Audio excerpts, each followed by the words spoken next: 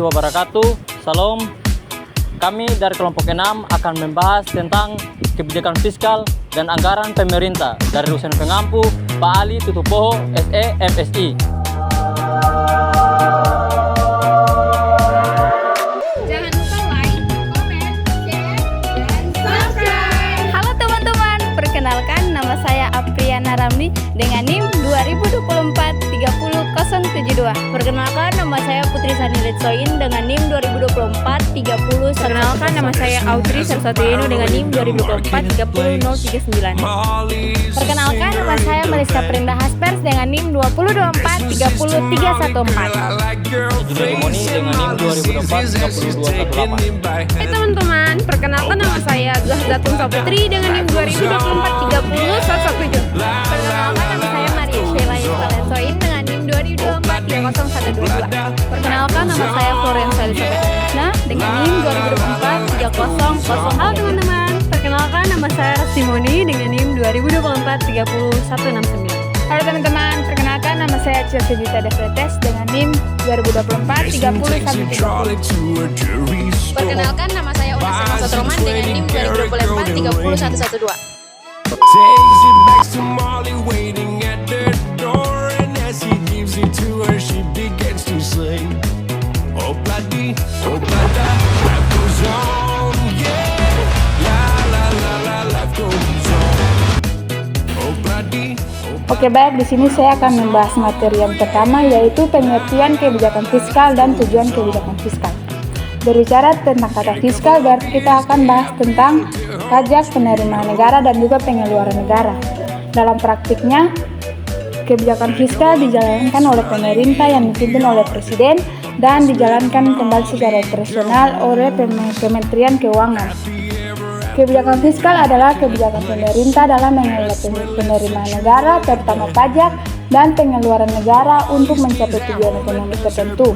Kebijakan ini digunakan pemerintah untuk mengatur arah perekonomian, menstabilkan kondisi ekonomi, dan membantu pemerataan kesejahteraan masyarakat. Next. Yang kedua yaitu tujuan kebijakan fiskal. Tujuan yang pertama yaitu menstabilkan harga atau mengatasi inflasi. Ketika ekonomi sedang lesu, pemerintah bisa meningkatkan pengeluaran atau menurunkan pajak. Begitupun sebaliknya. Ketika ekonomi terlalu panas atau inflasi tinggi, pemerintah bisa mengurangi pengeluaran atau menaikkan pajak. Yang kedua yaitu mengurangi pengangguran. Dengan membangun infrastruktur pada sektor-sektor tertentu, pemerintah bisa mendorong terciptanya lapangan kerja dan di situ akan mengurangi banyak pengangguran yang ada di Indonesia. Yang ketiga, meningkatkan pertumbuhan ekonomi. Belanja negara yang tepat sasaran, mendorong investasi, produksi, dan konsumsi sehingga ekonomi tumbuh lebih cepat. Yang keempat, memperbaiki distribusi pendapatan. Melalui subsidi, bantuan sosial, dan kebijakan pajak yang adil, pemerintah dapat mengurangi kesenjangan antara kelompok kaya dan kelompok miskin. Dan tujuan yang terakhir yaitu menjaga kestabilan perekonomian secara umum. Kebijakan fiskal memastikan ekonomi tidak terlalu panas atau tidak terlalu lemah, sehingga pertumbuhan ekonomi tetap sehat dan berkelanjutan. Demikian presentasi dari saya. Baik, selanjutnya kita masuk di bagian fungsi-fungsi kebijakan fiskal. Nah, jadi ada 4 fungsi utama kebijakan fiskal. Yang pertama, fungsi anggaran. Yang kedua, fungsi mengatur. Yang ketiga, fungsi stabilisasi. Dan yang keempat, fungsi pemerataan. Nah, jadi untuk fungsi anggaran di sini, pajak merupakan sumber utama pendapatan negara yang berfungsi untuk membiayai berbagai pengeluaran pemerintah seperti pembangunan infrastruktur, pendidikan, kesehatan, dan pertahanan.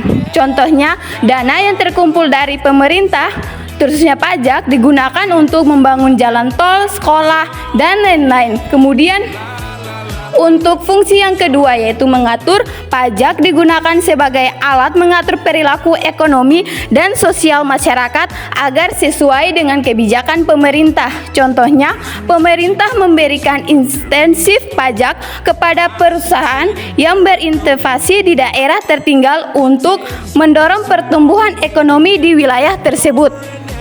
Kemudian untuk fungsi yang ketiga, fungsi stabilisasi.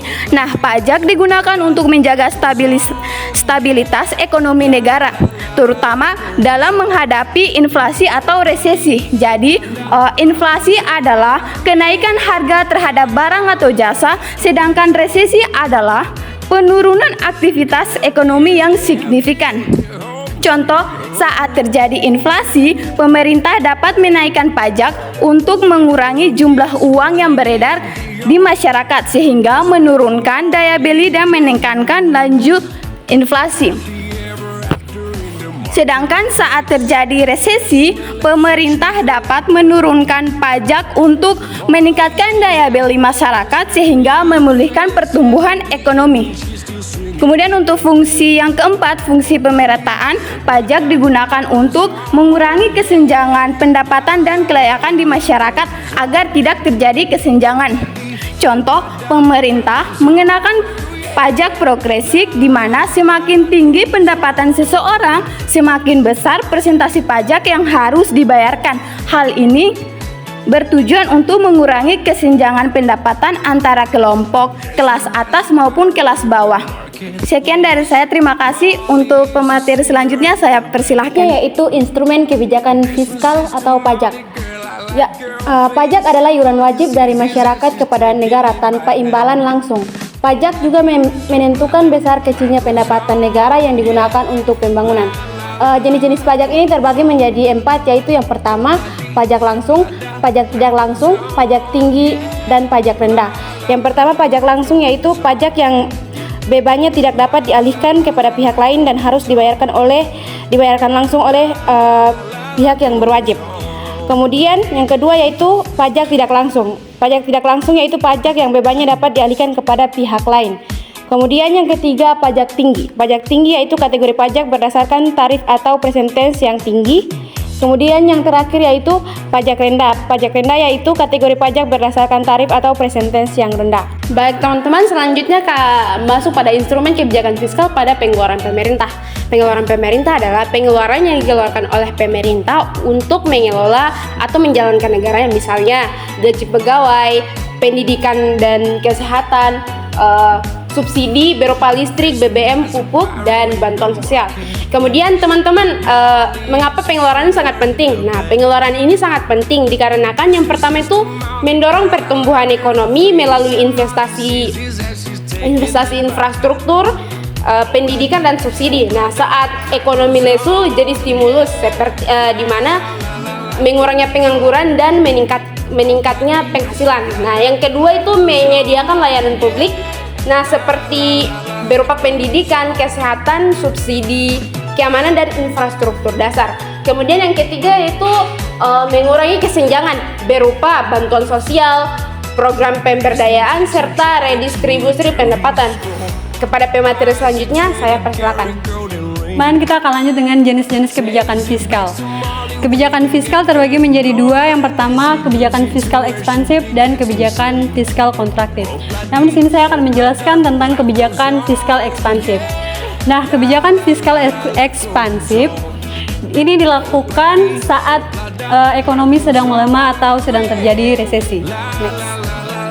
Nah, tujuannya yang pertama yaitu untuk meningkatkan konsumsi masyarakat, dan yang kedua untuk meningkatkan pendapatan nasional, yang ketiga untuk menambah lapangan kerja dan mendorong pertumbuhan ekonomi. Teman-teman, kita lanjut ke materi berikutnya yaitu jenis kebijakan fiskal yang kedua yaitu kontraktif. Digunakan saat ekonomi terlalu panas atau inflasi tinggi. Tujuannya ada 3. Yang pertama yaitu mengurangi jumlah uang beredar. Mengurangi jumlah uang beredar tujuannya untuk menurunkan daya beli masyarakat dan permintaan agregat secara keseluruhan.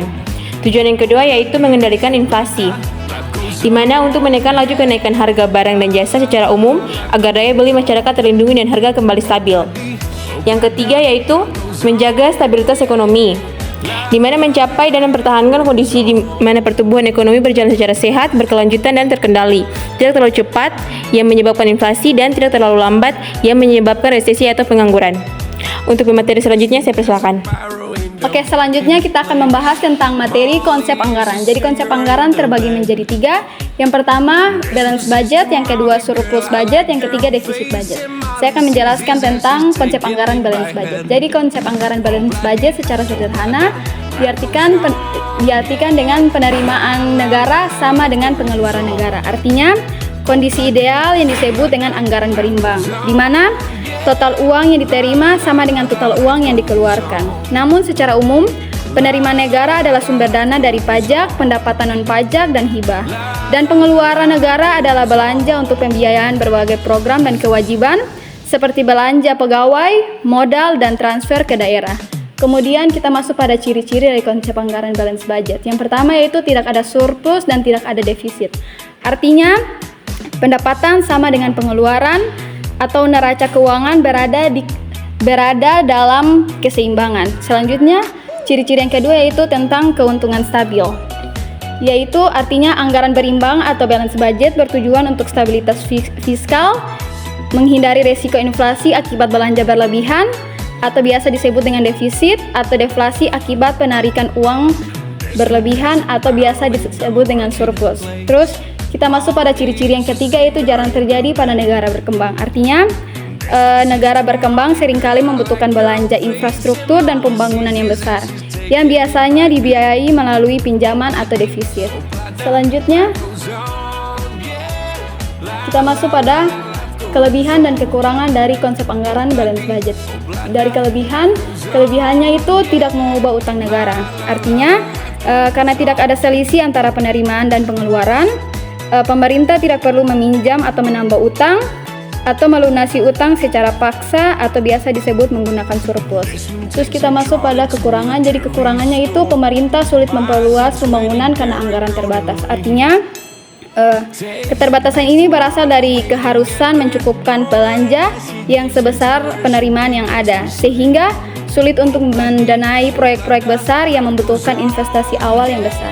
Pada pemateri selanjutnya, saya persilahkan. Kita masuk pada konsep anggaran yang kedua yaitu surplus budget. Di sini penerimaan lebih besar dibandingkan pengeluaran. Artinya ketika suatu negara ini dia memiliki dana yang lebih, dana dimaksud ini tuh karena adanya pendapatan pajak yang tinggi, otomatis kita punya penerimaan lebih besar dari pengeluaran.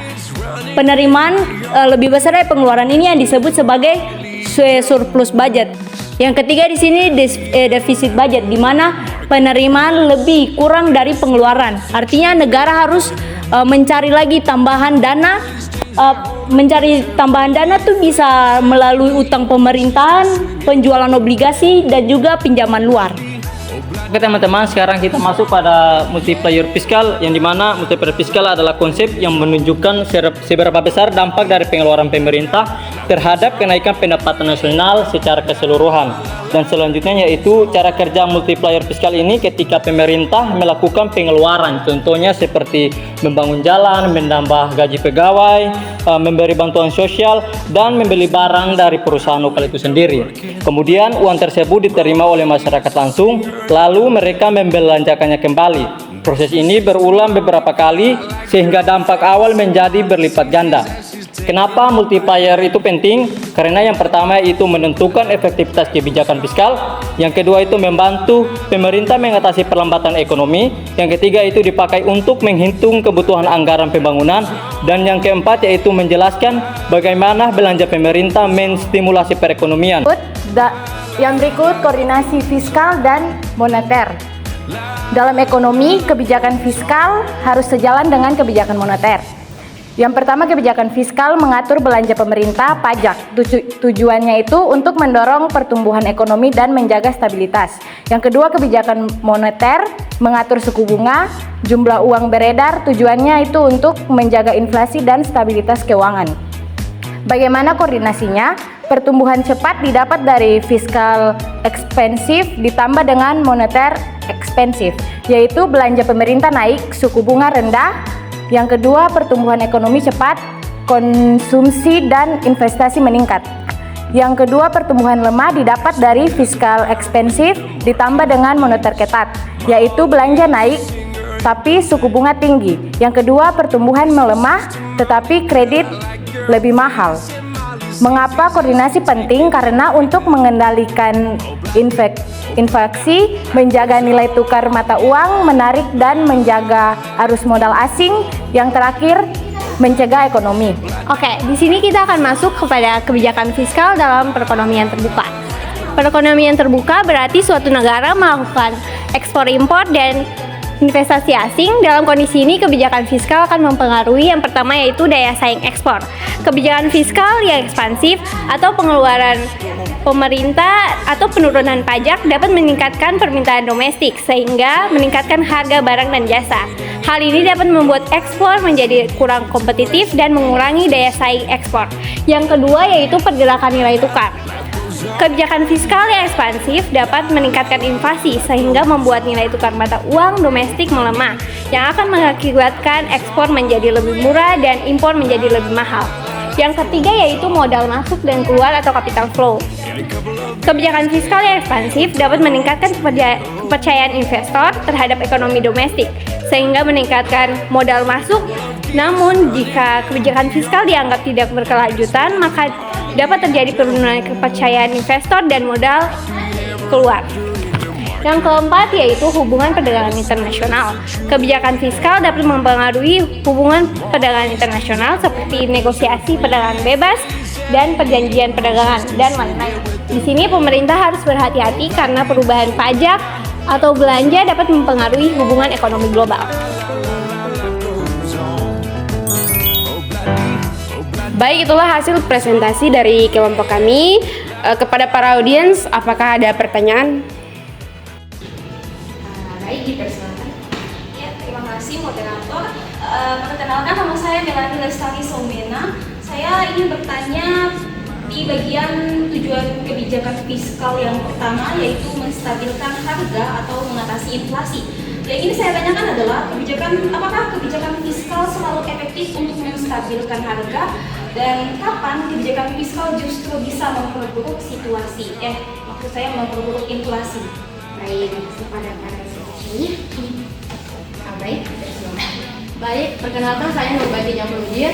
Di sini saya ingin bertanya terkait kebijakan fiskal yang tadi kelompok sempat jelaskan bahwa kebijakan fiskal itu dapat mengurangi pengangguran. Apakah kebijakan fiskal itu sudah diterapkan? Karena seperti yang kita ketahui bahwa pengangguran di Indonesia itu masih banyak. Bahkan juga jangan bilang Indonesia, di Maluku itu masih banyak. Perkenalkan, nama saya Sherifah Yulia. Saya bertanya di bagian pajak, bagaimana pajak dapat menjadi instrumen kebijakan fiskal?